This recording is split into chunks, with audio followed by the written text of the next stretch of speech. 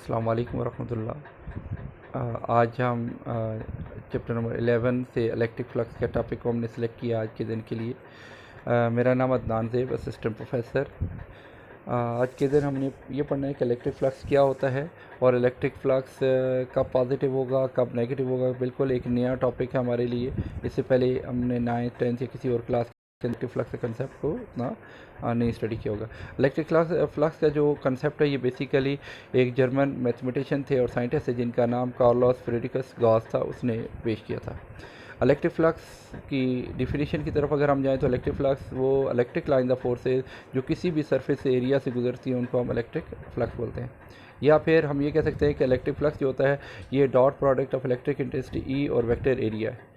Electric flux को हम phi से डिनोट करते हैं और ये क्योंकि डॉट प्रोडक्ट ऑफ ई और ए है तो इस बना पे phi is equal to E dot A, जो कि ई ए कॉस थीटा बन जाता है।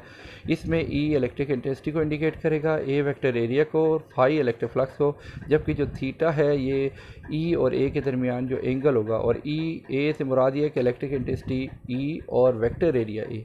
वेक्टर एरिया का जो कंसेप्ट है ये भी आपके लिए एक नया है। तो वेक्टर एरिया एक ऐसा एरिया होता है जिसकी मैग्नीट्यूड तो सरफेस एरिया के बराबर हो लेकिन जो डायरेक्शन है वो सरफेस एरिया के परपेंडिकुलर हो। तो इसको आप बाद में आपको बताएंगे तो आपको यकीनी बात समझ आ जाएगी। इलेक्ट्रिक फ्लक्स की यूनिट न्यूटन मीटर स्क्वायर पर कूलम ये इसकी यूनिट बन जाती है, जबकि इसकी नेचर जो है वो स्केलर है। और आपको पता है कि वो क्योंकि इलेक्ट्रिक इंटेंसिटी ई और वेक्टर एरिया के दरमियान जो है वो डॉट प्रोडक्ट है तो इसी से अंदाज़ा हो जाता है कि ये स्केलर क्वांटिटी है।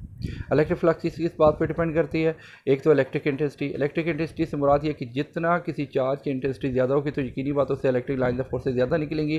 तो ज़्यादा लाइन ऑफ फोर्सेज जब निकल रही होंगी तो किसी सरफेस से जो उसके सामने पड़ा हुआ उससे ज़्यादा लाइन ऑफ फोर्सेज के गुजरने के चांसेस है। इस बना पे इलेक्ट्रिक फ्लक्स ज़्यादा होगा। दूसरी बात यह है कि magnitude of the vector area, यानी आपको पता है कि जितना जो है हमारे पास एरिया ज़्यादा होगा तो उससे ज़्यादा लाइन ऑफ फोर्सेज गुजरेंगी। तो जितना लाइन ऑफ फोर्सेज ज़्यादा गुजरेंगी उतना हमारे पास इलेक्ट्रिक फ्लक्स जो है वो ज़्यादा होने के चांसेस है। और तीसरी बात है कि सरफेस एरिया की ओरिएंटेशन क्या है, यानी जो आप आगे सरफेस रखेंगे उसकी ओरिएंटेशन क्या है। क्या उसके बिल्कुल जो है सरफेस को उसके परपेंडिकुलर रख रहे हैं, हॉरिजॉन्टल रख रहे हैं, आप उसको इंक्लाइन करके रख रहे हैं। तो जिस तरीके से आप रखेंगे उसी हिसाब से फ्लक्स जो है वो डिपेंड करेगा। तो याद रखिएगा फ्लक्स बेसिकली होता क्या है कि कोई भी या जो भी number of lines of forces जब आप उसके सामने कोई सरफेस रखेंगे तो उससे सरफेस से कितनी number of lines of forces गुजरेंगी उसको इलेक्ट्रिक फ्लक्स बोलेंगे। तो उस बिना पे ये तीन चीज़ों पे डिपेंड करेगा। हम बारी बारी इनको डिस्कस भी करेंगे।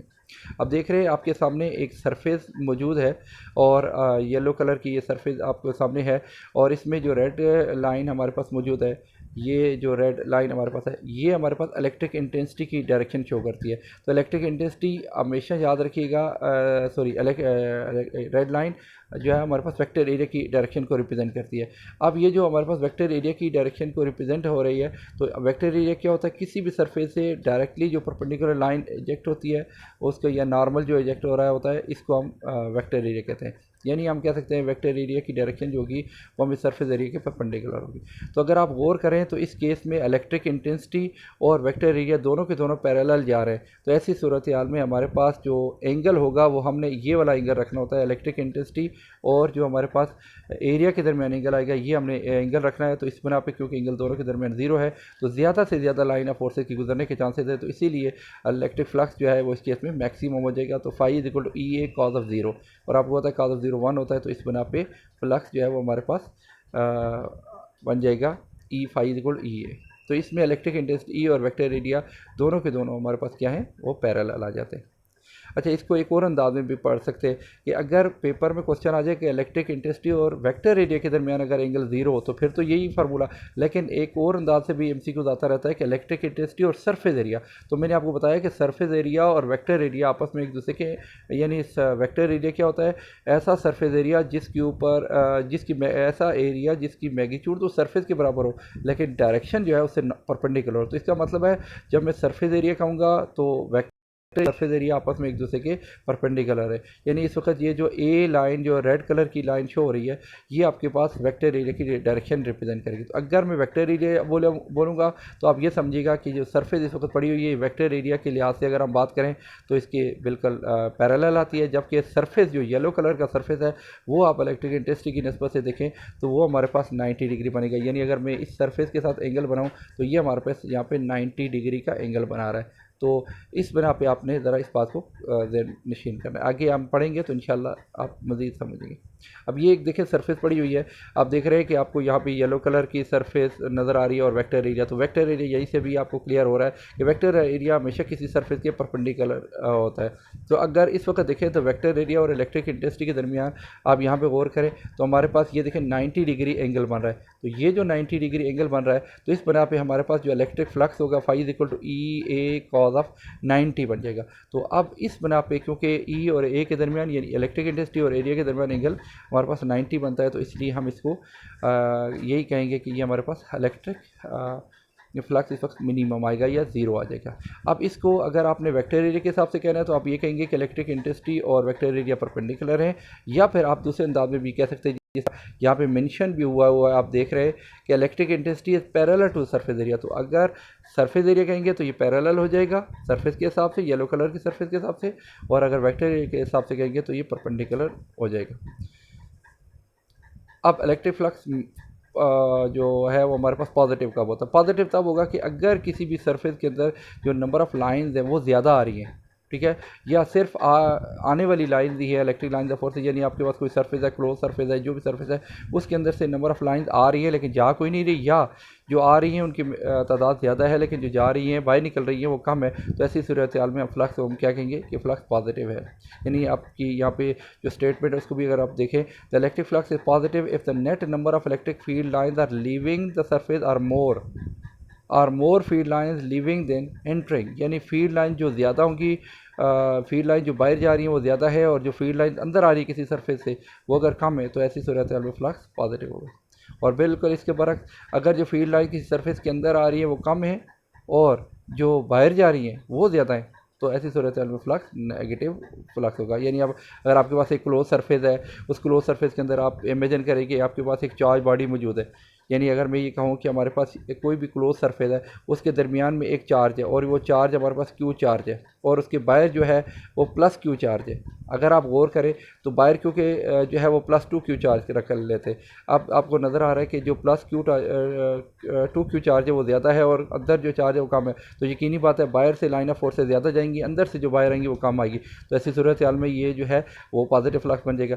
लेकिन अगर इसके बरक्स मैं ये कहूँ कि हमारे पास एक जो है वो चार्ज, एक हमारे पास कोई ऐसे सरफेस आ जाती है कि हम ये इमेजिन करते हैं कि फ़र्ज़ कर लेते हैं कि हमारे पास उसी तरीके से एक सरफेस बना देते हैं, उस सरफेस के अंदर हमारे पास अंदर जो है वो प्लस 2 क्यू चार्ज है और बाहर क्यू चार्ज है। तो आप गौर करेंगे कि यहाँ पे जो अंदर चार्ज है वो क्योंकि बड़ा है और बाहर जो चार्ज है वो छोटा है, तो ऐसी सूरत हाल में अंदर से जो चार्ज निकलेंगी वो ज़्यादा निकलेंगी एज़ कम्पेयर टू के बाहर से जो अंदर जा रही हैं। तो ऐसी सूरत हाल में क्योंकि लीविंग ज़्यादा है और जो अंदर जा रहे हैं वो कम है, तो ऐसी सूरत हाल में जो इलेक्ट्रिक लाइंस ऑफ फोर्सेज है क्योंकि उनकी तादाद जो है वो जो बाहर आ रही हैं वो ज़्यादा हैं, तो ऐसी सूरत हाल में हम इसको नेगेटिव फ्लक्स तस्वर करेंगे।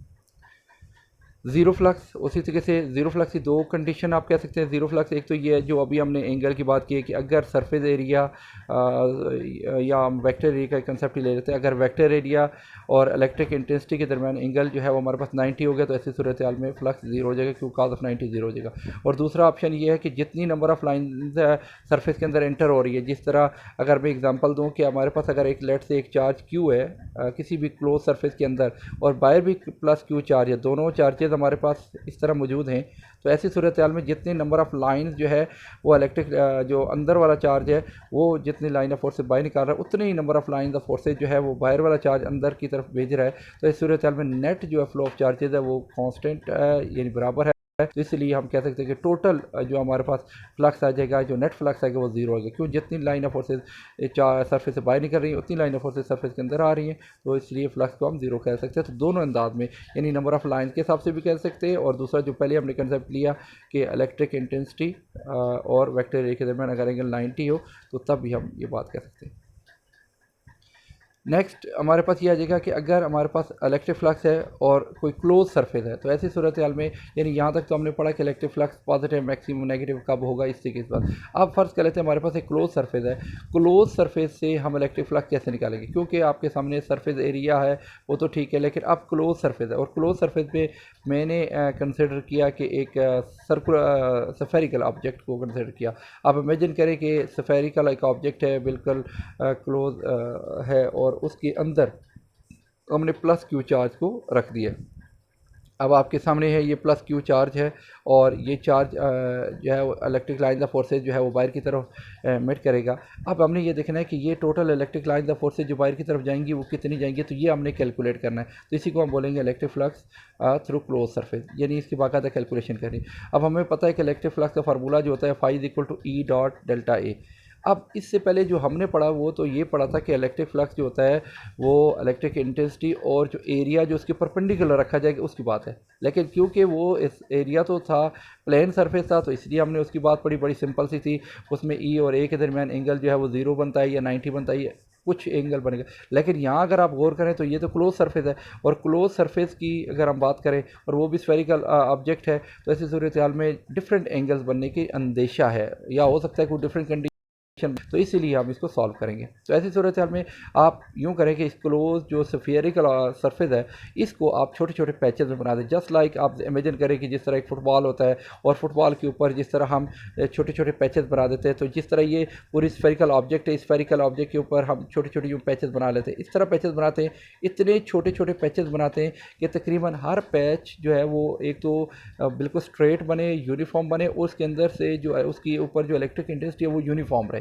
ये पैच की कंडीशन होनी चाहिए। क्या होनी चाहिए? नंबर एक, वो प्लेन सरफेस बन जाना चाहिए। आपको पता है वैसे तो कर्व्ड है, लेकिन आपने इतना छोटा पैच उसका बनाना है कि हर पैच का साइज़ जो है वो तकरीबन प्लेन बने। जिस तरह मैंने कहा कि फुटबॉल के ऊपर ब्लैक एंड वाइट पैचेस बने होते हैं, तो वो उस तरीके से आप इसके बारीक छोटे छोटे पैचेस करें और हम हर पैच का, हर छोटे से टुकड़े का अलग-अलग फ्लक्स निकालेंगे और आखिर में तमाम के तमाम फ्लक्स को एडअप कर देंगे। तो ये हमारा इसका तरीकाकार। तो इसीलिए हमने एक आपके सामने एक स्फेरिकल ऑब्जेक्ट लिया हुआ है और उसमें आप देखें एक सरफेस ए ली हुई है, तो जो आपको बॉक्स की फॉर्म में नज़र आ रही है। आप देख रहे हैं कि क्योंकि पॉजिटिव चार्ज है, पॉजिटिव चार्ज से इलेक्ट्रिक लाइन ऑफ फोर्सेज जो है वो बाहर की तरफ निकलेगी, तो इलेक्ट्रिक इंटेंसिटी की डायरेक्शन रेड एरो के साथ इंडिकेट हुई है, जबकि एरिया की जो है वो वेक्टर एरिया की डायरेक्शन, क्योंकि आपको पता है वेक्टर एरिया हमेशा सरफेस के परपेंडिकुलर होगा, तो इसलिए एरिया से बाहर आ रही है। तो ऐसी सूरत में ई और ए के दरमियान एंगल जो है वो हमारे पास 0 बन जाएगा। और यूँ हम कह सकते हैं कि इस छोटे से पैच से, सिर्फ इसी पैच की बात कर रहा हूँ कि इलेक्ट्रिक इंटेंसिटी जो होगी वो हमारे इलेक्ट्रिक फ्लक्स कितना होगा, phi is equal to E dot delta A. और अगर एंगल ऑफ हम ई और ए के दरमियान एंगल चेक करें तो ये 0 बनेगा, तो ई ए बन जाएगा। तो यूँ हमने एक इलेक्ट्रिक फ्लक्स करना है और फिर बाद में हमने तमाम के तमाम छोटे छोटे पैचेस जितने भी हैं उनके ऐड करते हैं। आप किसी भी जगह से फॉर एग्जांपल अगर मैं इस जगह का सरफेस किसी और जगह का सरफेस एरिया ये ले लो, तो इससे एरिया जो है वो हमेशा यहाँ से बाहर जा रहा होगा, इलेक्ट्रिक इंटेंसिटी भी बाहर जा रही होगी। दोनों के दरमियान यहाँ पर भी अगर आप गौर करें तो इलेक्ट्रिक इंटेंसिटी और एरिया दोनों के दरमियान, हमारे दरमियान जो एंगल बन रहा है वो हमारा क्या बन जाएगा, 0 ही बन जाएगा।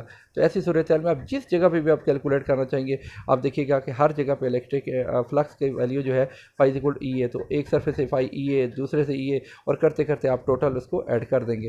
तो हमारे पास जो फाइनल है वो हमारे पास ये हमारे पास फार्मूला बन जाएगा कि सिग्मा ई डॉट ए। सिग्मा ई डॉट ए से मुराद ये है कि टोटल जितना भी पूरे की पूरे क्लोज सरफेस की हमने निकाला, और जिसमें डेल्टा ए जो है ये पूरे के पूरे क्लोज सरफेस की उसको एरिया को इंडिकेट करता है।